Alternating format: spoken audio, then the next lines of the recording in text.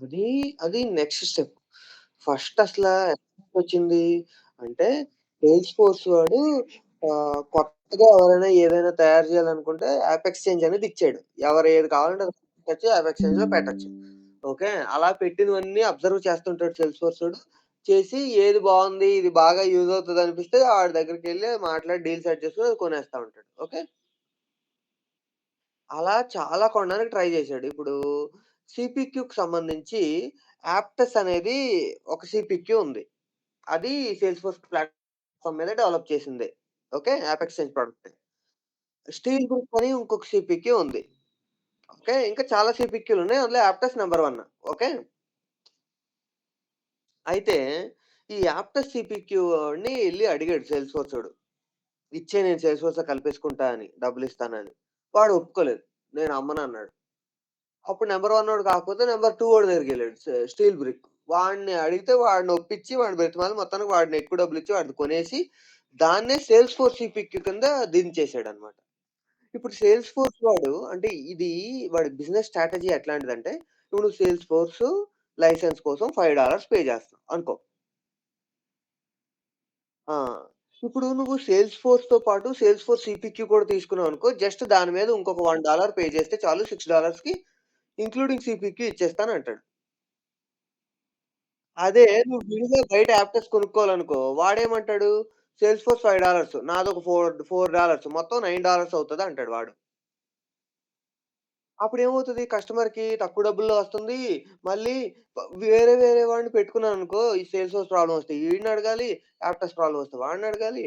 అదే ఒకటే అయితే ఒకడినే అడిగితే వాడే చూసుకుంటాడు కింద మీద పడతాడులే అని సేల్స్ ఫోర్స్ వాడి దగ్గరికే ఎళ్ళిపోతారు. అర్థమైందా? సో, అట్లా బిజినెస్‌ని ఇంప్రూవ్ జేసుకోవడానికి సేల్స్ ఫోర్స్ ఇట్లాంటి టాక్టిక్స్ వాడుతుంది. మేము ఫస్ట్ నేర్చుకున్నప్పుడు యాప్టెస్ నేను నేర్చుకున్నాను. తర్వాత అది కలవలేదు. ఈ వెలాసిటీ నేను నేర్చుకున్నప్పటికి అది సెపరేటు. అంటే సేల్స్ ఫోర్స్ వచ్చుండాలి. వెలాసిటీ కూడా వచ్చుండాలి. అది సెపరేట్ కింద. ఓకే. తర్వాతేమైంది సేల్స్ ఫోర్స్ వాడు వెలాసిటీని కొనేసుకున్నాడు. కొనేసుకున్న తర్వాత సేల్స్ ఫోర్స్ ఇండస్ట్రీ క్లౌడ్ కింద తీసుకొచ్చాడు. ఓకే.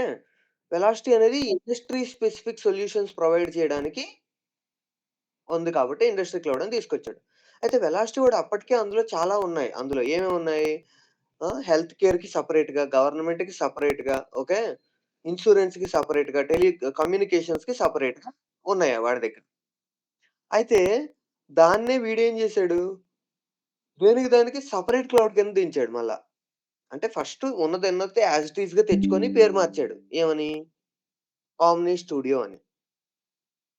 ఇప్పుడు వెలాసిటీ వాడు ఎలా తీసుకొచ్చాడంటే, వెలాసిటీ ఇన్స్యూరెన్స్‌కైతే వెలాసిటీ ఐఎన్ఎస్ ప్యాకేజ్ ఇన్‌స్టాల్ జేసుకో. ఓకే. వెలాసిటీ కమ్యూనికేషన్స్‌కైతే వెలాసిటీ సీఎంటీ ప్యాకేజ్ ఇన్‌స్టాల్ జేసుకో అని సెపరేట్ ప్యాకేజ్‌లిచ్చాడు. ఇప్పటికి అదే ఫాలో అవుతాం బ్యాక్ ఎండ్‌లో. ఓకే. కానీ కోడ్‌లో అక్కడ ఇక్కడ అన్నీ velocity dot CMT, velocity dot INS ఇట్లాంటివే ఉంటాయి పేర్లు. ఆబ్జెక్ట్‌లు, ఫీల్డ్‌లు ఇవన్నీ ఇప్పటికి వెలాసిటీ పేరుతోనే ఉంటాయి. కానీ పైన పైకి కనిపించే ఎండ్ యూజర్‌కి కనిపించే పేర్లుంటాయి చూడు కస్టమర్‌కి కనబడేది. అవన్నీ పేర్లు మార్చేసి ఓమ్ని స్టూడియో అని పెట్టేసాడు. ఓకే. ఓమ్ని స్టూడియో అని పెట్టేసాడు. తర్వాత ఇది ఇండస్ట్రీ స్పెసిఫిక్ క్లౌడ్ అని జెప్పి కమ్యూనికేషన్‌కి అంటే వెలాసిటీలో సీఎంటీ అనే ఒక ప్యాకేజ్‌నే వీడేం జేసాడు, కమ్యూనికేషన్ క్లౌడ్ అని సెపరేట్‌గా పేరు పెట్టేసాడు. ఓకే. అదే వెలాసిటీలో ఇన్సూరెన్స్ అనే ప్యాకేజ్‌కి ఏం జేసాడు, ఇన్స్యూరెన్స్ క్లౌడ్ అని సెపరేట్‌గా పెట్టేసాడు. అలా దగ్గర insurance cloud, health cloud, automobile cloud ఇట్లా డిఫరెంట్ క్లౌడ్స్ కింద వచ్చేసాయన్నమాట. సో, ఇప్పుడు మనం ఓన్లీ ఒక క్లౌడ్ అందులో ఓన్లీ కమ్యూనికేషన్ ఈఎంటీ ప్యాకేజ్ ఒక్కటి నేర్చుకుంటే చాలు. అంటే అలాంగ్ విత్ సేల్స్ ఫోర్స్ మీరు కమ్యూనికేషన్ క్లౌడ్ కూడా నేర్చుకున్నట్టు. ఓకే. ఇంతవరకు క్లియరా? ఓకే.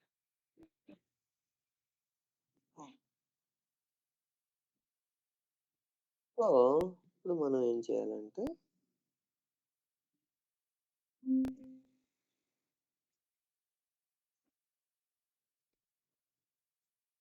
ట్రైల్ హెడ్ లాగిన్ ఉందా మీకు? హ్మ్.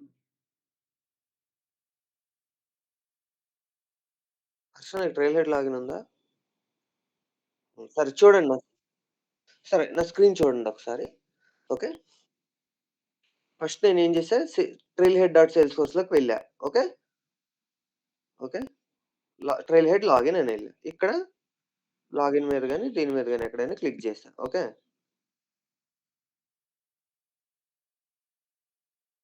ఇట్లా వచ్చింది. వచ్చిన తర్వాత ఏం చేయాలి ఇక్కడ? లాగిన్ ఉందా? డైరెక్ట్‌గా ఈ లాగిన్ మీద క్లిక్ చేస్తే అవ్వదు. లాగిన్ మీద పెడితే అప్పుడు మనకి లాగిన్ మీద పెడితే ప్రొడక్ట్, సేల్స్‌ఫోర్స్, మార్కెటింగ్ క్లౌడ్ ఇవన్నీ వస్తాయి. అందులో ట్రైల్‌హెడ్ మీద క్లిక్ చేయాలి. ఆ! సరే. మీ ఇద్దరిలో ఎవరో ఒకళ్ళది ఇవ్వండి. Email ID.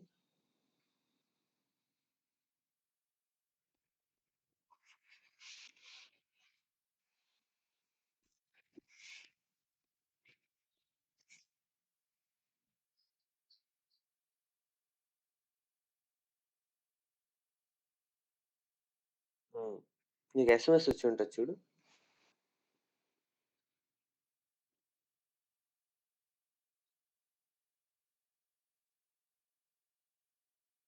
హ్మ్. హ్మ్.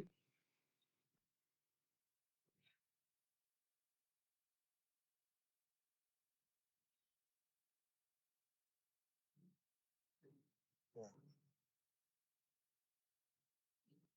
ఓకే. ఇప్పుడు నీ ట్రైల్ హెడ్ అకౌంట్‌లోకి లాగిన్ అయ్యాం. ఓకే. ఇందులో ట్రైల్ హెడ్‌లోకెళ్ళాలి. ఓకే.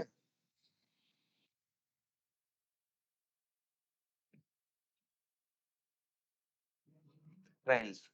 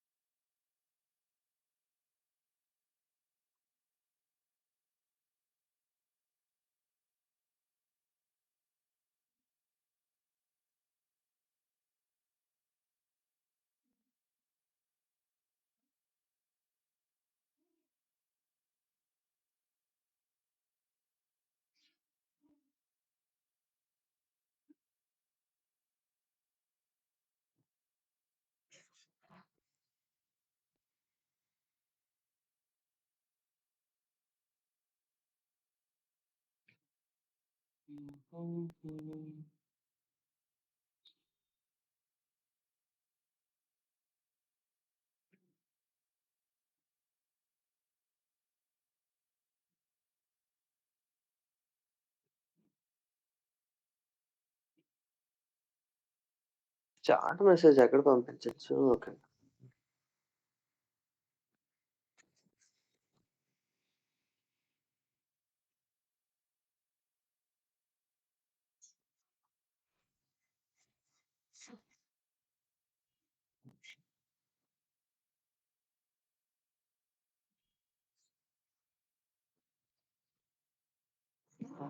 ఈ లింక్ ఓపెన్ చేయండి మీ సిస్టమ్‌లో మీరు.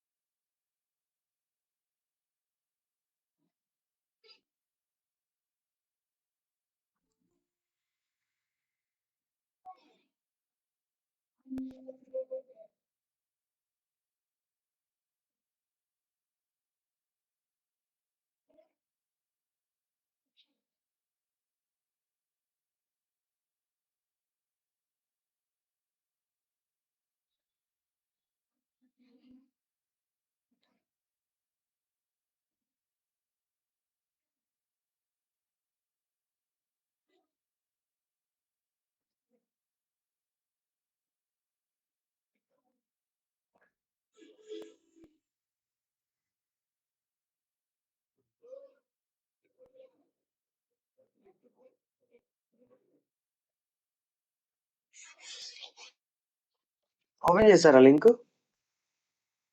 హ్మ్. కింద లింక్ ఇది ఓపెన్ చేయండి. అది వదిలేసేయండి పైది. అదైనా ఇదైనా అక్కడికే ఎళ్తాం గానీ, కింద దాంట్లో ఇంకా మోర్ డీటెయిల్స్ ఉన్నాయని.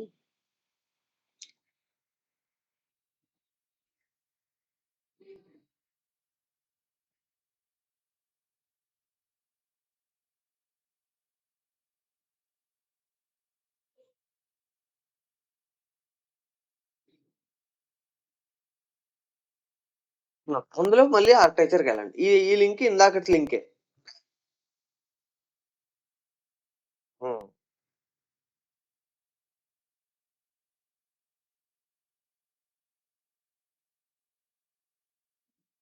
అందులోకెళ్ళి స్టార్ట్ కొట్టండి.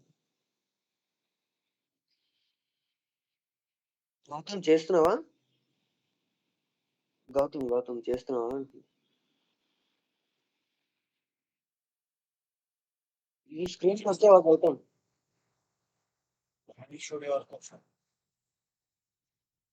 హ్మ్. నేనిచ్చిన లింక్ క్లిక్ చేసి, దాని లోపల ఫస్ట్‌ది ఓమ్ని స్టూడియో ఆర్కిటెక్చర్ మీద క్లిక్ చేసి స్టార్ట్ కొడితే ఇక్కడికొస్తాం.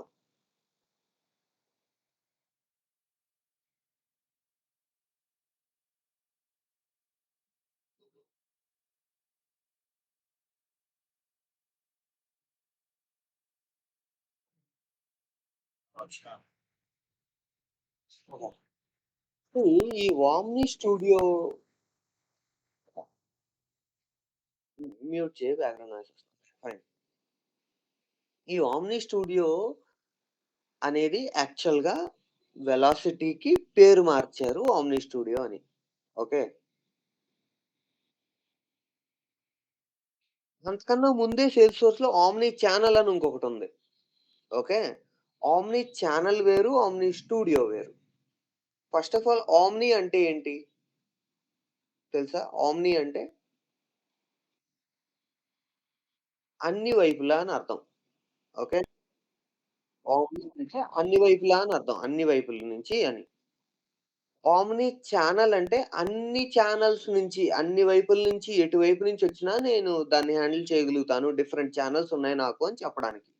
ఈ ఓమ్ని ఛానెల్ దేనికి యూజ్ చేస్తారంటే జనరల్‌గా మనం service cloud, sales cloud, service cloud ఉంది కదా! ఓకే. ఇప్పుడు సర్విస్ క్లౌడ్ అంటే ఏంటి? బేసిక్‌గా మన కస్టమరు అంటే మన దగ్గర వస్తువు కొనుక్కొని వాడు కస్టమర్ అయ్యాడు. ఓకే. కస్టమరు ఏదో ప్రాబ్లమ్ వచ్చింది. వాడు యూజ్ చేస్తున్నప్పుడు ప్రొడక్ట్‌ని. అయితే వాడు ప్రాబ్లమ్ వచ్చింది అనగానే మనం ఏం చేస్తాం? మనం ఒక కాల్ సెంటర్ నంబర్ ఇచ్చి, ఈ నంబర్‌కి ఫోన్ చేయి అంటాం. కదా! మీరు మీరెప్పుడు కంపెనీ ఓనర్‌లా ఆలోచించండి. బయట నుంచి ఒక కస్టమర్‌కి ప్రాబ్లమ్ వచ్చింది. అప్పుడు మీరు ఎట్లా హ్యాండిల్ చేస్తారు దాన్ని? చెప్పండి. మీ స్టోర్ ఉంది. మీ ఆఫీస్ ఉంది. ఆఫీస్‌కి రా వచ్చి మాట్లాడదాం. నీ ప్రాబ్లమ్ ఏంటో చూస్తాం. చెప్తాం కదా! లేదా ఒక కాల్ సెంటర్ నంబర్ ఇచ్చాము. ఈ నంబర్‌కి ఫోన్ చేయి మేము హ్యాండిల్ చేస్తాం. ఓకే. బానే ఉంది. తక్కువ కస్టమర్స్ ఉన్నప్పుడు ఇది బానే ఉంటది. కానీ కస్టమర్స్ ఎక్కువగా ఉన్నారు. బాగా కొన్ని లక్షల్లో ఉన్నారనుకోండి. అప్పుడు ఇప్పుడు మీరే ఏ జియోనో ప్రాబ్లమ్ వస్తే సిమ్ కార్డ్ ఎళ్లి అంబానీతో మాట్లాడరు కదా! సో, దానికంటే ఒక మెకానిజం, ఒక సిస్టమ్ ఉంటది కదా! సో, డిఫరెంట్ చానెల్స్ పెడతారు. అంటే ఏంటి? మా వెబ్‌సైట్ ఉంది. మీరు మా వెబ్‌సైట్‌లోకెళ్ళి రిక్వెస్ట్ రైజ్ చేయొచ్చు. లేదా టోల్ ఫ్రీ నంబర్ ఉంది. దానికి చేయొచ్చు. లేదా జస్ట్ ఈ నంబర్‌కి ఎస్ఎంఎస్ పంపితే చాలు. అందులో మీకు 1, 2, 3, 4 ఆప్షన్స్ ఇస్తాడు. IVR options. అందులో మీరు ఒక ఆప్షన్ సెలెక్ట్ చేస్తే దాన్ని బట్టి మీ ఇష్యూ రిజాల్వ్ అవుతది. లేదా మీరు వాట్సాప్‌లో నుంచి ఈ పర్టిక్యులర్ మెసేజ్ ఇట్లా ఈ ఇష్యూ అని చెప్పి వాట్సాప్‌లో మెసేజ్ పెడితే వాట్సాప్ నుంచి కూడా రిజల్యూషన్ ఇస్తాం. లేదా మీరు ఫేస్‌బుక్ నుంచి కనెక్ట్ అవుతారంటే ఫేస్‌బుక్ నుంచి కనెక్ట్ అవ్వచ్చు. అంటే మనం డిఫరెంట్ చానెల్స్ ఓపెన్ చేసి పెడుతున్నాం అన్నమాట. కస్టమర్‌కి ఏ చానెల్‌లో కన్వీనియంట్ అయితే ఆ చానెల్‌లోంచి మనల్ని అప్రోచ్ అవుతాడు. ఓకే. దానికోసం ఓమ్ని చానెల్. ఓమ్ని ఛానెల్ అంటే అది. అందుకు ఓమ్ని ఛానెల్. ఓమ్ని స్టూడియో వేరు. ఓమ్ని ఛానెల్ వేరు. ఓమ్ని ఛానెల్ అనేది ఎప్పుడొస్తది? సర్విస్ క్లౌడ్‌లో మనం కస్టమర్ కస్టమర్ మన మా మన కంపెనీని అప్రోచ్ అవ్వడానికి అన్ని చానెల్స్‌లో నుంచి అవకాశం ఇస్తే ఓకే. అలా దాన్ని హ్యాండిల్ చేయడానికి మనం ఓమ్ని ఛానెల్ అనే ఫీచర్‌ని వాడతాం. ఓమ్ని ఛానెల్ యూజ్ చేసి మనం డిఫరెంట్ ఛానెల్స్ నుంచి వచ్చేదాన్ని కూడా మనం తీసుకొని అంటే వాడు ఫేస్‌బుక్‌లో టైప్ చేసినా, వాట్సాప్‌లో టైప్ చేసినా, ఎస్ఎంఎస్ పెట్టినా, ఈమెయిల్ పెట్టినా, మన వెబ్‌సైట్‌లోకొచ్చి కంప్లెయింట్ రైజ్ చేసినా, ఎక్కడి నుంచి చేసినా మనకి సేల్స్ ఫోర్స్‌లో ఒక కేస్ రికార్డ్ క్రియేట్ అయిపోతది. ఓకే. వన్స్ మనకి సేల్స్ ఫోర్స్‌లో కేస్ రికార్డ్ క్రియేట్ అయిపోయిన తర్వాత నెక్స్ట్ ప్రాసెస్ అంతా నార్మలే. అది ఓమ్ని ఛానెల్ యొక్క పర్పస్. మనం ఇప్పుడు డిస్కస్ చేయాల్సింది ఓమ్ని స్టూడియో.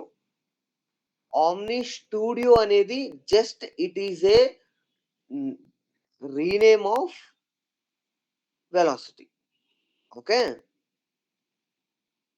ఈ క్లారిటీ ఉంది కదా! ఓమ్ని ఛానెల్‌కి, ఓమ్ని స్టూడియోకి డిఫరెన్స్ ఏంటి? ఇది ఒక ఫస్ట్ క్వెషన్ అన్నమాట. Basic question. ఇది చెప్పకపోతే మీ ఇంటర్వ్యూ అక్కడితో ఆపేస్తాడు. ఇంక నెక్స్ట్ క్వెషన్స్ అడగరు. ఓకే.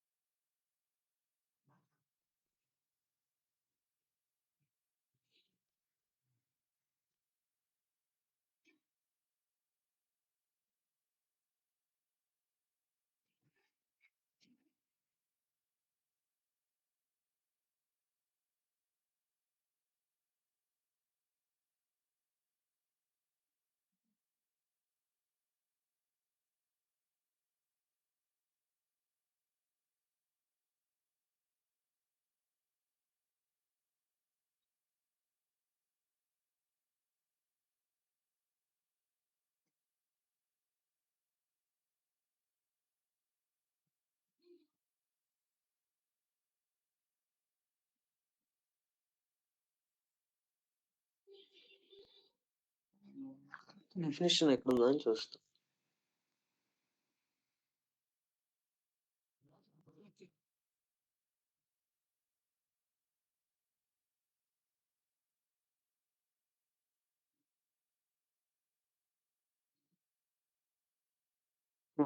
సరే పోనీ అందాక ఒకసారి చదవండి ఇక్కడి నుంచి ఇక్కడి దాకా. నేనిప్పుడు చెప్పిందే నేనేదైతే చెప్పానో సింపుల్‌గా తెలుగులో చెప్తా ఫస్ట్ వినండి. ఆమ్ని ఛానల్ అంటే మనం డిఫరెంట్ ఛానల్స్‌తో కమ్యూనికేట్ అయ్యి కస్టమర్‌తో ఇంటరాక్ట్ అవుతాం. అది వాట్సాప్ కావచ్చు, ఇన్‌స్టాగ్రామ్ కావచ్చు, ఫేస్‌బుక్ కావచ్చు, ఈమెయిల్ కావచ్చు, ఎస్ఎంఎస్ కావచ్చు, టెలిఫోన్ కావచ్చు, ఫేస్ టు ఫేస్ ఇంటరాక్షన్ కావచ్చు. ఇట్లా డిఫరెంట్ ఛానెల్స్ ఉన్నాయి. ఆ డిఫరెంట్ ఛానెల్స్‌ని హ్యాండిల్ చేయడానికి మనకు ఆమ్ని ఛానెల్ అనేది ఉపయోగపడతది. ఇది omni channel.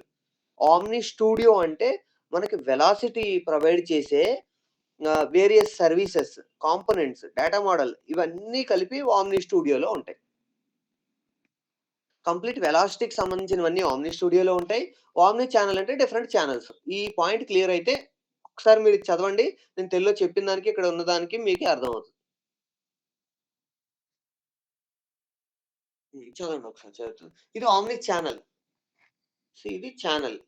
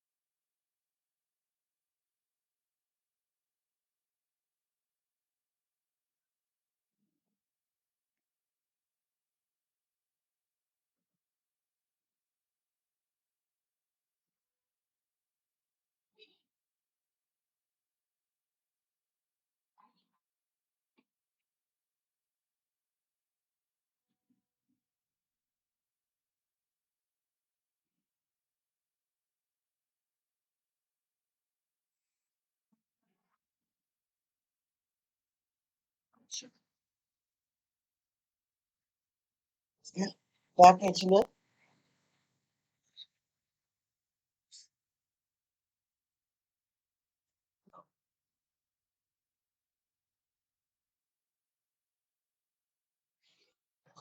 Okay. OmniStudio అంటే ఇది కూడా ఒకసారి చదవండి. ఇది అర్థం కాకపోయినా పర్లేదు. ఓమ్ని స్టూడియో నేను ఎట్లైనా డీప్‌గా చెప్తాను. ఓమ్ని ఛానెల్ మీకు పైపైన అర్థమైతే కన్‌ఫ్యూజ్ అవ్వకుండా ఉండడానికి అంతే. ఓమ్ని స్టూడియో మనం ఎట్లైనా డీప్‌గా ఎళ్తాం. దీని గురించి వరీ అవ్వాల్సిన అవసరం లేదు. ఇదొక బేసిక్ 1 లైన్ అర్థమైతే చాలంతే.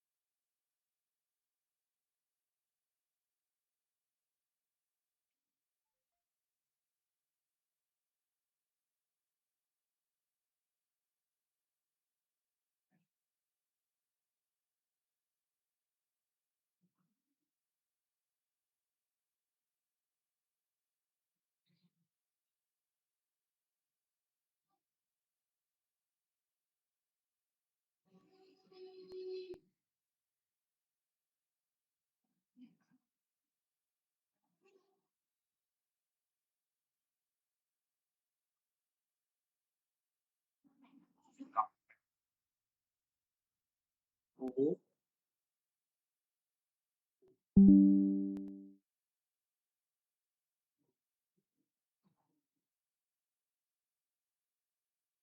హ్మ్. సో, మనం ఇప్పుడు ఓమ్ని స్టూడియో గురించి డీప్‌గా లోపలికెళ్దాం. OmniStudio is nothing first thing. Okay. So, ఇందులో మనకి ఏమేమి ఉంటాయంటే మెయిన్‌గా ఓమ్ని స్టూడియో ఏంటంటే ఇది సేల్స్ ఫోర్స్ ఆల్రెడీ నీకు ఒక ప్లాట్‌ఫార్మ్ ఇచ్చింది. ఆ ప్లాట్‌ఫార్మ్ మీద మనం రిక్రూటింగ్ యాప్ అనేది అప్పుడు తయారు చేసాం. అంటే ఏంటి? అది ప్లాట్‌ఫార్ము దానిపైన మనం ఒక అప్లికేషన్ తయారు చేసాం కదా! సిమిలర్‌గా నేనప్పుడు చెప్పాను మీకు గుర్తుందో లేదో మనం ఒక స్పెసిఫిక్ బిజినెస్ కోసం ఒకటి తయారు చేస్తుంటే, దాన్ని ఒక అప్లికేషన్ రూపంలో తయారు జేసి, ఆ అప్లికేషన్‌ని డెవ్ నుంచి క్యూఏకి, క్యూఏ నుంచి ఏటీకేసుకొని ప్రొడక్షన్‌లో యేసుకొని యూజ్ చేసుకుంటాం. అలా కాదు, నేను పబ్లిక్‌కి చాలా మందికి యూజ్ అయ్యే విధంగా ఒకటి కాన్సెప్ట్ తయారు చేస్తున్నాననుకో, దాన్ని ప్యాకేజ్ రూపంలో పెట్టి, ఆ ప్యాకేజ్‌ని మనం ఏం జేస్తాం, ఒక యాప్ ఎక్స్‌చేంజ్‌లోకి మనం సేల్స్ ఫోర్సోడికి ఇన్ఫార్మ్ చేసి యాప్ ఎక్స్‌చేంజ్‌లో పెట్టమని రిక్వెస్ట్ చేస్తాం. అట్లా వెలాసిటీ వాళ్ళు అదే పని జేశారు. అయితే వెళ్ళింది యాప్ ఎక్స్‌చేంజ్‌లో లిస్టింగ్ అయిపోయింది. అక్కడ సక్సెస్ అయిపోయింది. ఓకే. సో, ఆ తర్వాత సేల్స్ ఫోర్సోడు కొనుక్కున్నాడు. సేల్స్ ఫోర్సోడు కొనుక్కున్నా, కొనుక్కోకపోయినా మిగతా ప్రాసెస్ అంతా సేమే. Okay. So, already sales force platform ఉంది. దాని మీద మనం వెలాసిటీ అనేది ఒక అప్లికేషన్. ఓకే. ఓకే. మనం ఇక్కడ దాన్ని ప్యాకేజ్ అని పిలుస్తాం. ఎందుకంటే అప్లికేషన్ అంటే రెడీ టు యూజ్. దాన్ని అప్లికేషన్ అంటాం. ఇది ప్యాకేజ్. ఎందుకు ప్యాకేజ్ అంటున్నాం?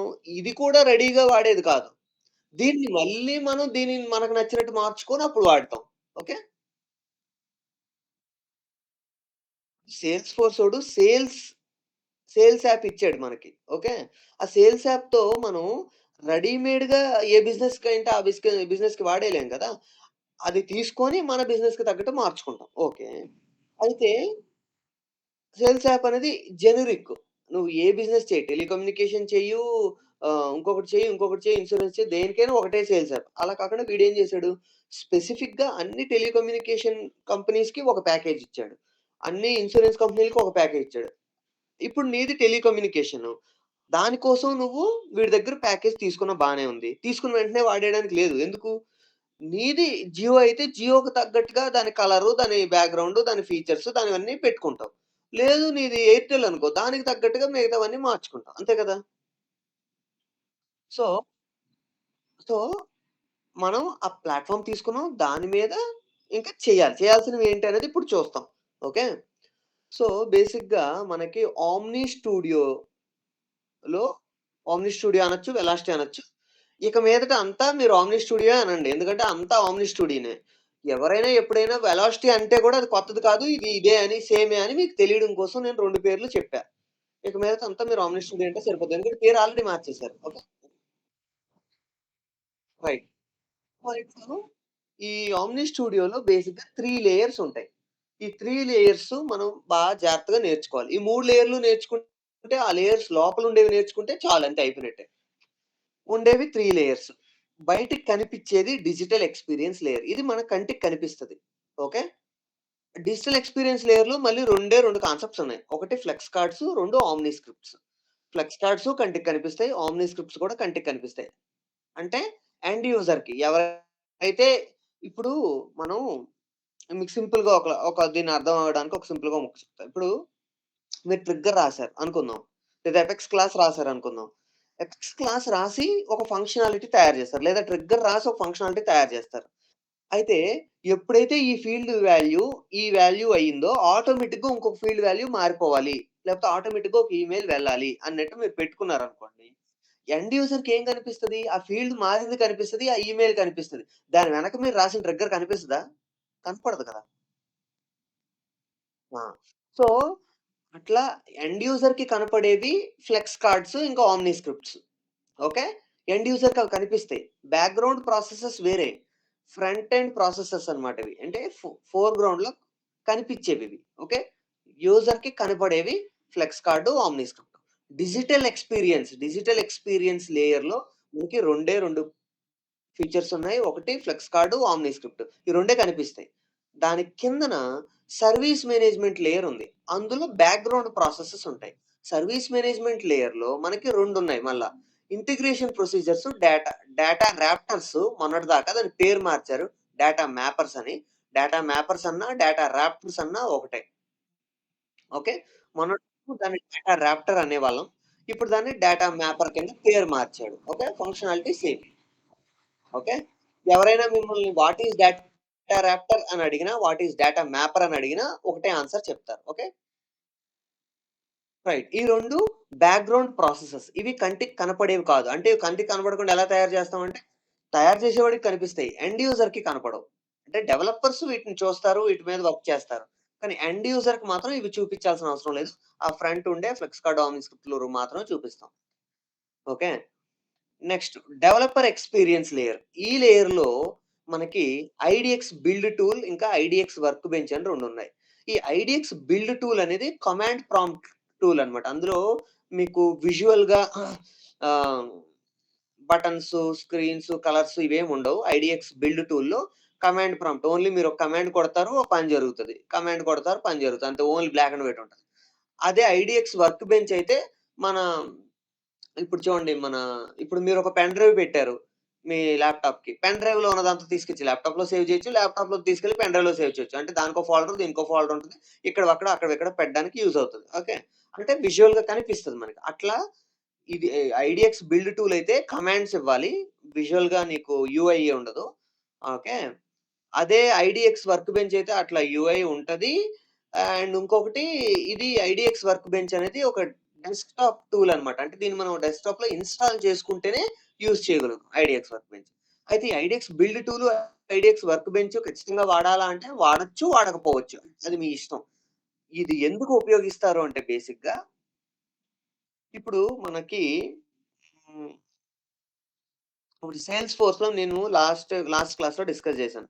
మీకు డెవలప్‌మెంట్ చేసుకున్నారు. ఒక ఫీల్డ్ క్రియేట్ చేశారు. లేకపోతే ఒక వర్క్ బెంచ్ క్రియేట్ చేశారు. లేకపోతే ఒక అపెక్స్ క్లాస్ క్రియేట్ చేశారు. ఇట్లా మీరు ఏదైనా డెవలప్ చేసి దాన్ని క్యూఎల్‌లోకి మూవ్ చేయాలంటే డైరెక్ట్‌గా మీరు చైన్ సెట్‌లోకెళ్తే మీకక్కడ కాంపోనెంట్స్ కనిపిస్తాయి. అందులో ఆ సేల్స్ ఫోర్స్ కాంపోనెంట్స్ కనిపిస్తాయి. డైరెక్ట్‌గా ఆ కాంపోనెంట్‌ని యాడ్ చేసేస్తారు. పంపించేస్తారు. అయిపోద్ది. కానీ ఈ వెలాసిటీ కాంపోనెంట్స్ అట్లా డైరెక్ట్‌గా కనపడవు. సో, ఈ వెలాసిటీ కాంపోనెంట్స్‌ని ఎక్స్ట్రాక్ట్ చేయడానికి మనకి ఐడీఎక్స్ బిల్డ్ టూల్ గాని, ఐడీఎక్స్ వర్క్ బెంచ్ గాని ఉపయోగపడతది. వన్స్ ఐడీఎక్స్ వర్క్ బెంచ్ యూజ్ చేసి వెలాసిటీ కాంపోనెంట్స్‌ని ఎక్స్ట్రాక్ట్ చేసిన తర్వాత దాన్ని డిప్లాయ్ చేయడానికి మీరు చైన్ సెట్స్‌తో చేసుకోవచ్చు. లేకపోతే గిట్‌తో చేసుకోవచ్చు. ఓకే. ఓకే. సో, ఇది ఎక్స్‌ట్రాక్షన్‌కి ఉపయోగపడుతది. ఐడీఎక్స్ వర్క్ బెంచ్ అనేది. ఓకే. సో, ఇప్పుడు ఈ రోజు క్లాస్‌లో మీరు బాగా గుర్తుపెట్టుకోవాల్సినవి మెయిన్‌గా ఫ్యూ పాయింట్స్. ఒకటి ఓమ్ని స్టూడియోకి, ఓమ్ని ఛానెల్‌కి డిఫరెన్స్ తెలుసుకోవాలి. First point. Okay. Okay. Second point మన ఫోకస్ ఇప్పుడు ఓమ్ని స్టూడియో మీద. ఓమ్ని ఛానెల్ మీద కాదు. ఓకే. ఓమ్ని స్టూడియో అంటే అది it is nothing but a package on top of the సేల్స్‌ఫోర్స్ ప్లాట్‌ఫార్మ్. ఓకేనా? ఆ ప్యాకేజ్ మనకి దానికంటూ కొన్ని లేయర్స్ ఉన్నాయి. Omni studio layers. What are the omni studio layers అంటే 3 లేయర్స్ ఉన్నాయి ఓమ్ని స్టూడియోలో. Digital experience layer, service management layer, developer experience layer. Digital experience లేయర్‌లో మళ్ళీ 2 ఉంటాయి కాన్సెప్ట్స్. ఒకటి flex card, 2 omni script. Service management లేయర్‌లో 2 కాన్సెప్ట్స్ ఉంటాయి. Integration procedure, data raptors or data mappers. అదే పేరు మార్చారు అంతే. డేటా మ్యాపర్ అన్నా, డేటా రాప్టర్ అన్నా ఒకటే. Next developer experience layer. దాంట్లో మనకి IDX build tool, IDX work bench ఉన్నాయి. ఓకే. వరకు మీరు పర్ఫెక్ట్‌గా క్లియర్‌గా ఉండాలి. ఇది నేను రేపు ఖచ్చితంగా క్వెషన్ అడుగుతాను. తడబడకుండా ఆన్సర్ చెప్పాలి. ఓకే. ఎందుకంటే ఇందులో ఉన్నవే ఈ flex card, omni script, integration procedure, data mapper ఈ 4 కాన్సెప్ట్‌లు నేర్చేసుకుంటే ఓమ్ని స్టూడియో పూర్తయిపోయినట్టే. ఇంకేం లేదు ఓమ్ని స్టూడియోలో. ఇంతే. దీని తర్వాత, దీని తర్వాత ఇంకా మనకుండేవి ఏంటంటే హ్మ్. ఆర్డర్ మేనేజ్‌మెంట్ ఉంటది. ఆర్డర్ మేనేజ్‌మెంట్ ఒకటి, ఈపీసీ ఒకటి. ఈపీసీ ఒకటి, ఆర్డర్ మేనేజ్‌మెంట్. ఇది అయిపోయిన తర్వాత EPC enterprise product catalogue. EPC ఒకటి నేర్చుకుంటే, ఆర్డర్ మేనేజ్‌మెంట్ ఒకటి నేర్చుకుంటే అయిపోయినట్టే ఇంక. ఓకే. So, okay. అందుకే ఉన్నవే చాలా లిమిటెడ్ కాన్సెప్ట్స్. అందుకని క్వెషన్స్ డీప్‌గా వస్తాయన్నమాట కాన్సెప్ట్స్. ఇది ఫస్ట్ ఇంటర్ క్వెషన్. ఖచ్చితంగా ఇది స్టార్టింగ్ పాయింట్ అన్నమాట. ఓకే. డిఫరెంట్ లేయర్స్ ఏంటి? ఏమేముంటాయి? ఈ పేర్లు చక్కగా చెప్పాలి. తడబడి తప్పు చెప్పకూడదు. పర్ఫెక్ట్‌గా చెప్పాలి. మీరిప్పుడు ఏం చేస్తారంటే, వెలాసిటీ అని హెడ్డింగ్ పెట్టుకోండి. ఓకే. దాని కిందన what is the difference between omni channel and omni studio అనే క్వెషన్ రాసుకోండి.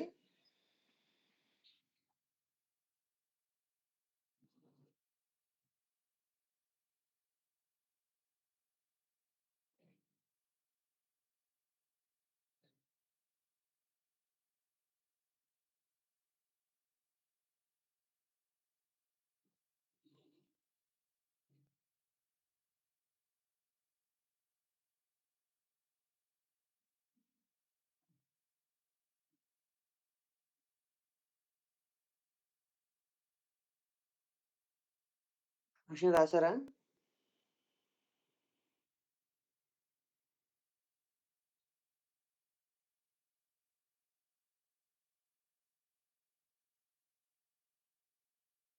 రాసుకోండి side heading omni channel.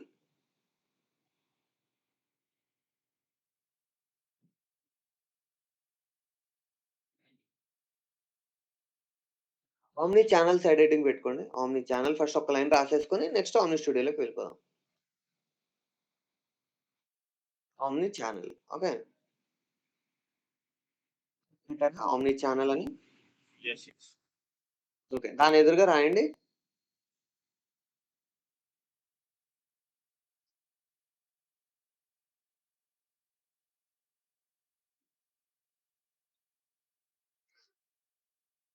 Omni channel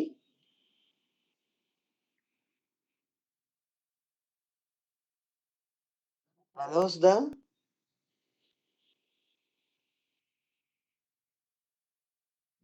Salesforce agent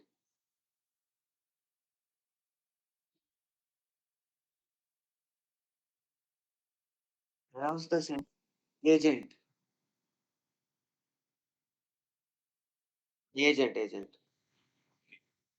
to interact with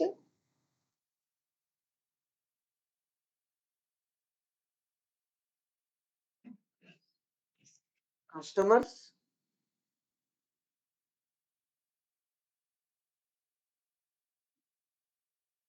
through different channels. Customers through different channels.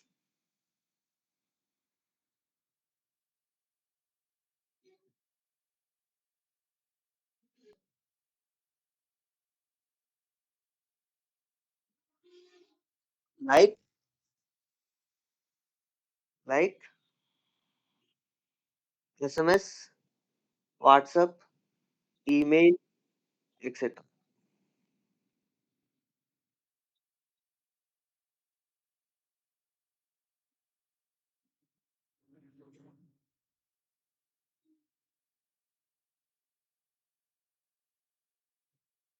Next. Omni Studio side heading పెట్టండి.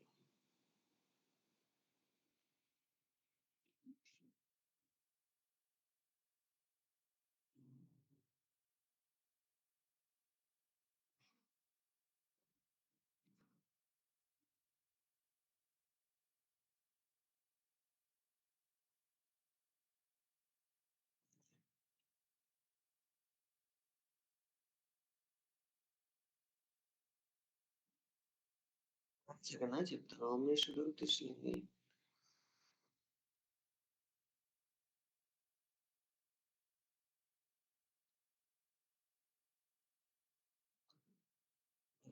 Omni Studio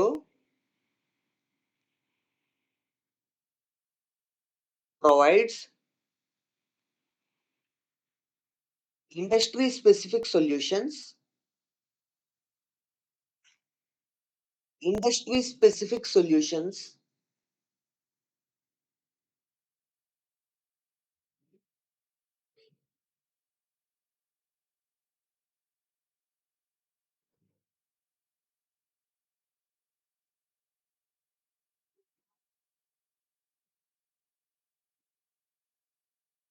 for different industries.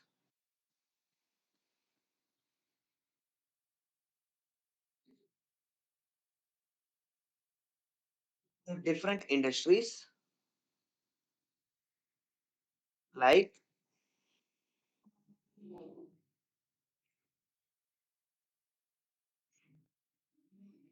telecommunications, right? Telecommunications, comma, insurance, comma, healthcare, etc.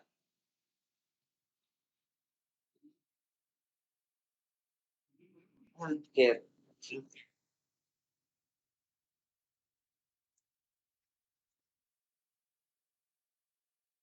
Next point.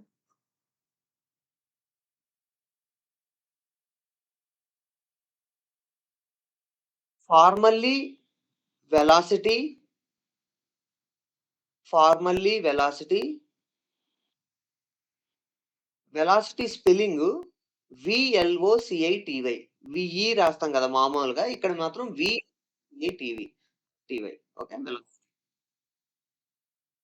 ఈ లేదు అంతే. అదే వీడి పేరు. Formerly velocity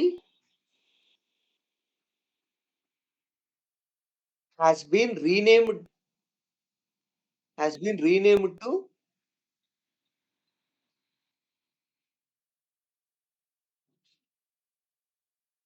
has been has been renamed to Omni Studio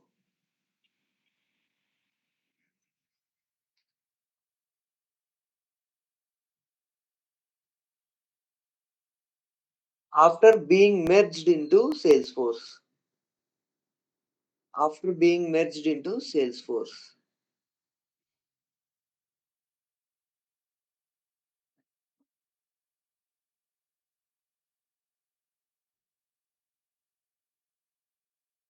చెప్పింది కదా! Next. What are the different layers of Omni Studio? What are the different layers of Omni Studio?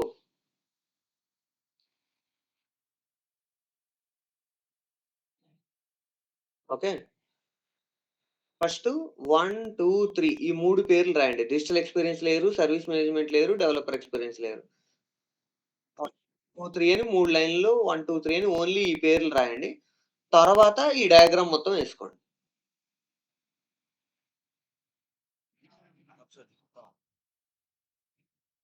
అవును. ఏసే వస్తుందనుకుంటా. ఓహ్! ఇది ఇప్పటిదాకా కనపట్లేదా? మరేం చేస్తున్నారు? చెప్పొచ్చు గదా! ఓకే. ఓకే. ఓకే. సరే. ఇక్కడి వరకు తెలుసు కదా! మీరు ఈ స్క్రీన్ చూసారు కదా! ఆ! ఓకే. సో, ఇప్పటి వరకు ఏం మిస్ కాలేదు మీరు. సో, ఇప్పుడు జస్ట్ 1, 2, 3 అని 3 పేర్లు జస్ట్ రాసేసి, ఆ తర్వాత ఈ డయాగ్రామ్ ఏసుకోండి.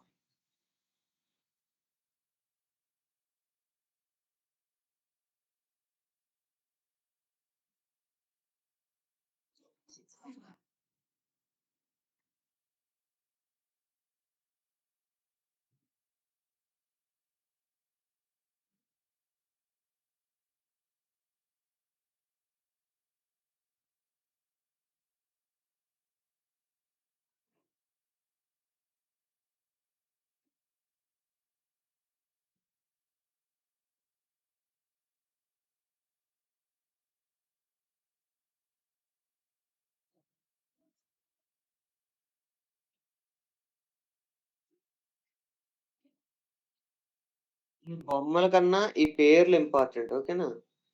బొమ్మేసి పేరు రాయకుండా వదిలేయొద్దు. పేరే ఇంపార్టెంట్. బొమ్మేదో లైట్‌గా ఏసేయండి. వచ్చినట్టేయండి. బొమ్మ పెద్ద ఇంపార్టెంట్ కాదు. Name important. ఓకే? బొమ్మలేయడం రాకపోతే వదిలేసేయండి. పేర్లు మాత్రం స్పష్టంగా రాసుకోండి.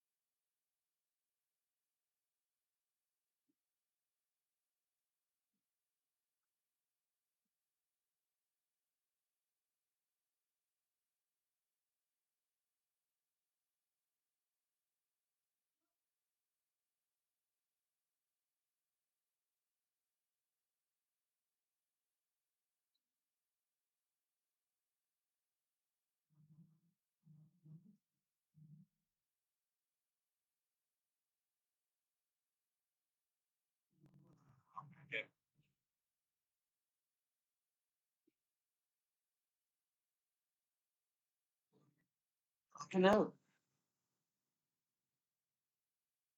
క్లియరా ఇంతవరకు? ఓకే. సో, ఈ ఫ్లెక్స్ కార్డ్స్ అనేవి ఎందుకు వాడతారంటే, మీకు స్క్రీన్ మీద ఒక కార్డ్ కనిపిస్తది. ఆ కార్డ్‌లో కొంత డీటెయిల్స్ ఉంటాయి. ఇంకా మోర్ డీటెయిల్స్ కావాలంటే దాని మీద కిందో లింక్ ఉంటది. అక్కడ క్లిక్ చేస్తే మోర్ డీటెయిల్స్ వస్తాయి. అట్లా ఉంటది ఫ్లెక్స్ కార్డ్. ఆమ్ని స్క్రిప్ట్ అనేది ఎలా ఉంటదంటే, నీకు ఫస్టు ఒక స్క్రీన్ కనిపిస్తది. అందులో ఒక 2, 3 వాల్యూస్ ఉంటాయి. అంటే నీ నేము, ఫోను నంబర్ ఎంటర్ చేయనంటది. నువ్వు నేము, ఫోను నంబర్ ఎంటర్ చేస్తావు. ఆ తర్వాత నెక్స్ట్ ఈమెయిల్ అడ్రెస్సు ఆహ్, హో హౌస్ అడ్రెస్ ఎంటర్ చేయమంటది. ఆ 2 ఎంటర్ చేస్తావు. ఆ తర్వాత నీ ఆధార్ కార్డ్ ఎంటర్ చేయమంటది. అట్లా స్క్రీన్స్ ఉంటాయన్నమాట. ఫస్ట్ స్క్రీన్‌లో కొన్ని, నెక్స్ట్ స్క్రీన్‌లో కొన్ని అట్లా అడుగుతా ఉంటది. ఆ విధంగా ఉంటది ఆమ్ని స్క్రిప్ట్. అదే ఇంటిగ్రేషన్ ప్రొసీజర్ అనేది ఎలా ఉంటదంటే, ఫస్ట్ డేటా రాప్టర్ గురించి చెప్పి తర్వాత ఇంటిగ్రేషన్ ప్రొసీజర్స్ చెప్తా. Data raptor or data mapper ఇదెలా ఉంటదంటే, ఇది యూజ్ చేసి మనం సేల్స్ ఫోర్స్‌లోనున్న డేటాని ఈ వెలాసిటీకి తీసుకురావచ్చు. వెలాసిటీలో ఉన్న డేటాని సేల్స్ ఫోర్స్‌లోకి తీసుకురావచ్చు. ఓకే. డేటాబేస్ మన సేల్స్ ఫోర్స్ డేటాబేస్ లోపల ఉన్న డేటాని మోడిఫై చేయాలన్నా, డిలీట్ చేయాలన్నా, ఇన్సర్ట్ చేయాలన్నా, అప్‌డేట్ చేయాలన్నా మనం డేటా రాప్టర్ యూజ్ చేస్తాం. అయితే ఇంటిగ్రేషన్ ప్రొసీజర్ ఎలా ఉపయోగపడుతదంటే, ఇది not only Salesforce to velocity వేరే ఔట్‌సైడ్ సిస్టమ్ నుంచి కూడా తీసుకురాగలుగుతది. ఔట్‌సైడ్ సిస్టమ్‌కి కూడా డేటా ఇవ్వగలుగుతది. Along with Salesforce to velocity. అంటే డేటా రాప్టర్ చేసే పనిని ఇంటిగ్రేషన్ ప్రొసీజర్ చేస్తూ ఎక్స్‌ట్రాగా బయట నుంచి తీసుకురావడం కూడా చేస్తది. అదొకటి ఇంటిగ్రేషన్ ప్రొసీజర్ యొక్క అడ్వాంటేజ్. డేటా రాప్టర్ ద్వారా మనం ఒక ట్రాన్సాక్షనే చేయగలుగుతాం. అంటే ఈ ఈ 2 ఆబ్జెక్ట్‌ల నుంచి లేదా ఈ యొక్క ఆబ్జెక్ట్ నుంచి డేటా తీసుకురా. లేకపోతే డేటా తీసుకెళ్ళి అందులో పెట్టు. ఒకటే ట్రాన్సాక్షన్. ఇట్లా కాకుండా ఇంటిగ్రేషన్ ప్రొసీజర్‌లో ఇలాంటి డేటా రాప్టర్ చేసే మల్టిపుల్ ట్రాన్సాక్షన్స్‌ని ఒకే ఒకే దాని కింద పెట్టొచ్చనమాట. అది ఇంటిగ్రేషన్ ప్రొసీజర్‌కి అడ్వాంటేజ్. దాని పర్పస్ అది. Next IDX build tool, IDX work bench ఈ 2 కూడా నువ్వు ఆల్రెడీ తయారు చేసిన ఈ ఈ పైనున్న 4 కాంపోనెంట్స్ ఏవైతే ఉన్నాయో ఫ్లెక్స్ కార్డ్‌లు, omni script, integration procedure, data Raptor ఈ కాంపోనెంట్స్‌ని ఎక్స్ట్రాక్ట్ చేసి వేరే ఆర్గ్‌లో డిప్లాయ్ చేయడానికి ఎక్స్‌ట్రాక్షన్‌కి ఉపయోగపడతాయి. ఐడీఎక్స్ బిల్డ్ టూల్ గాని, ఐడీఎక్స్ వర్క్ బెంచ్ గాని ఎక్స్‌ట్రాక్ట్ చేయడానికి ఉపయోగపడతాయి. ఇది బేసిక్ అండర్‌స్టాండింగ్. ఇప్పుడు ఆ తర్వాత వన్ బై వన్ డీప్‌గా లోపలికెళ్దాం. ఓకే. సో, ఐ థింక్ మనం ఈరోజు ఇక్కడ ఆపి మీరు కొంచెం దీని మీద చదివి రేపు నేను అడుగుతాను ఈ లేయర్స్, ఆ లేయర్స్‌లో ఏ లేయర్‌లో ఏముంటదో అది చెప్పగలిగితే అప్పుడు ఒక్కొక్క దాని నుంచి డీప్‌గా వెళ్దాం. ఇందులో ఇంకా చాలా ఉంది. డీప్‌గా. ఓకేనా? ఇది చాలా ఇంపార్టెంటు. ఎందుకంటే మనకున్నవే 4 కాన్సెప్ట్‌లు. ఈ ఐడీఎక్స్ బిల్డ్ టూల్ గురించి, వర్క్ బెంచ్ గురించి పెద్దగా ఏం అవసరం లేదు. ఈ ఉన్నవే 4 పేర్లు. Flex card, omni script, integration procedure, data raptor or data map. ఈ 4 పేర్లు కరెక్ట్‌గా గుర్తుపెట్టుకోవాలి. ఈ 3 లేయర్ల పేర్లు గుర్తుపెట్టుకోవాలి. ఏ లేయర్ కింద ఏమొస్తదో కరెక్ట్‌గా చెప్పాలంతే. ఈ డయాగ్రామ్ పర్ఫెక్ట్‌గా అప్పజెప్పాలి రేపు. అదయిపోతే మీకు పేర్లు తెలిసిపోయినట్టు. ఇప్పుడు నెక్స్ట్ ఒక్కొక్క దాంట్లో ఒక్కొక్క దానికి ఇప్పుడు ఫ్లెక్స్ కార్డ్ ఉంది. ఎట్లా ఉంటది? అది ఎలా మనం ఓన్‌గా ఎలా తయారు చేయాలి? దానిలో ఏమేం ఫీచర్స్ ఉంటాయి? ప్రతిదీ తెలుసుకుంటాం. ఆప్షన్స్ ఉంటాయి. అంతా కాన్ఫిగరేషనే. కోడింగ్ ఏమి ఉండదు. కాన్ఫిగరేషన్. ఓకే. ఓకేనా? రైట్. రైట్. సరే అయితే. ఇప్పటిదాకా చెప్పింది ఒకసారి ప్రిపేర్ అవ్వండి. రేపు మాత్రం క్వెషన్స్ అడుగుతా. ఓకే. Fine then. బై.